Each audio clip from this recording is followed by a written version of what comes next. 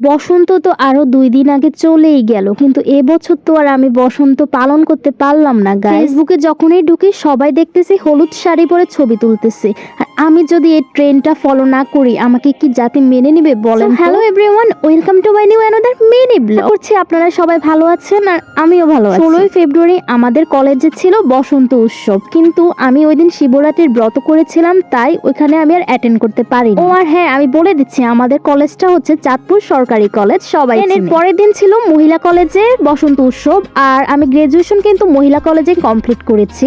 ওইখানেও যাওয়ার কথা ছিল, কিন্তু প্রোগ্রামের সময়টায় আমার ছেলের স্কুল ছিল, তো আর আমি ওখানে অ্যাটেন্ড করতে পারিনি। আসলে সবার আগে আমি আমার ছেলের স্কুলটাকে ইম্পর্টেন্স দিই। সবার মতো আমারও তো হলুদ শাড়ি পরে ছবি তুলতে ইচ্ছে করে, বসন্ত বলে কথা। তো আর কি করার, যেমন ভাবনা তেমন কাজ। আলমারি থেকে একটা হলুদ শাড়ি পরে একটা বাঙালি বইয়ের মতো নর্মাল ভাবে একটু বসন্তের সাথে সেজে নিচ্ছিলাম আর কি।